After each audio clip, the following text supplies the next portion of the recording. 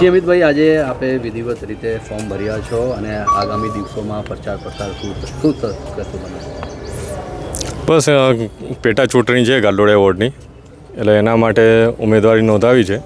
એને આગામી સમયમાં જે પ્રજાના મુદ્દા છે એને લઈને પ્રચાર પ્રસારની અંદર આવરી લઈશું અને એના ઉપર ભાર રાખીને ઇલેક્શન લડવાની વિચારણા છે. એમાં આ આખું વિસ્તાર સીએમનું પણ છે અને જે અહીં જે સાંસદ છે એ આપણે અમિતભાઈ શાહ છે. શું કહેશો, શું મુદ્દા રહેવાના છે આપણે ખાસ અહીંયા?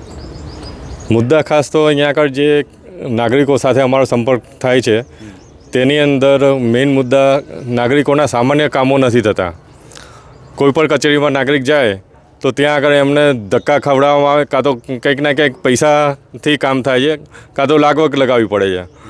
એટલે જે કોર્પોરેશનનો જે મુદ્દો છે એટલે કોર્પોરેશનના મુદ્દા બેઝિક હોય છે.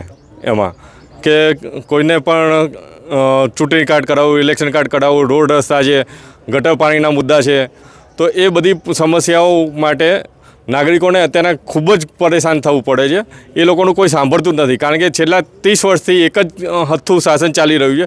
એના કારણે અધિકારીઓ પણ ક્યાંક ના ક્યાંક એ પોતાની મનમાની ચલાવતા હોય, એના કારણે થઈને એને એ બધા મુદ્દાઓના અમે ઉપાડીને એને ઉજાગર કરીશું અને એ બધા મુદ્દાઓ પ્રજાના સોલ્વ થાય એ માટેના અમારા પ્રયત્નો રહેશે. એમાં ઘણી વખત જોવા જેવું છે કે દળ બીજેપીનું રહ્યું છે, કોર્પોરેશનમાં બીજેપી છે, ગુજરાત રાજ્ય સરકાર બીજેપી છે ને ઘાટલોડિયા વિધાનસભા એ મુખ્યમંત્રીનો વિસ્તાર ગણાય છે.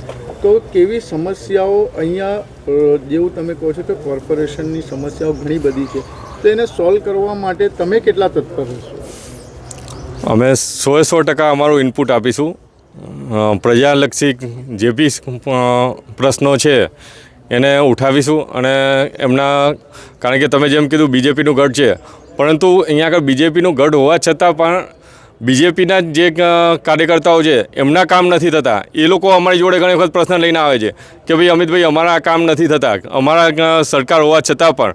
એટલે અહીંયા આગળ આપણે જોઈ શકાય છે કે સીએમનો છે, પરંતુ તેમ છતાં પણ ઘણા બધા પ્રશ્નો હજી ઉપસ્થિત જ છે અને એ સોલ્યુશન કરવા માટે અમે આગામી સમયમાં રજૂઆતો કરીશું. કેટલા ચુનૌતીપૂર્ણ રહેવાનું છે અહીંયા આપને માટે ચુનાવ? ચુનૌતીપૂર્ણ હંમેશા કોઈપણ ચુનાવ એ ચુનૌતીપૂર્ણ જ હોય છે, પરંતુ અમે પ્રજાલક્ષી કામોને અને પ્રજાના અવાજ બનીને એના ચુનાવ લડીશું. એટલે અમને આશા છે કે પ્રજા જે છે અમારો સાથ આપશે અને અમને બહુમતીથી જીતાડે એને એવી આશા રાખીએ છીએ. એમાં નમસ્કાર દોસ્તો, તમે જોઈ રહ્યા છો ઇન્ડિયા વોઇસ ગુજરાતી સાથે હું છું રાહુલ પાંડે. અત્યારે અહીંયા આમ આદમી પાર્ટી અને કોંગ્રેસના જે ઉમેદવાર હતા અહીંયા નામાંકન કરવા આવ્યા હતા. ઘાટોડિયા પેટા ચૂંટણી માટે અહીંયા નામાંકન કરવા માટે આવ્યા હતા. તમે જોઈ શકો છો કે આ મહેસૂલ ભવન સિટી ડેપ્યુટી કલેક્ટર છે. અહીંયા લોકો આવીને ફોર્મ ભરીને ફોર્મ ચકાસણી થયા અને ફોર્મ હવે અહીંયા ભર્યા છે.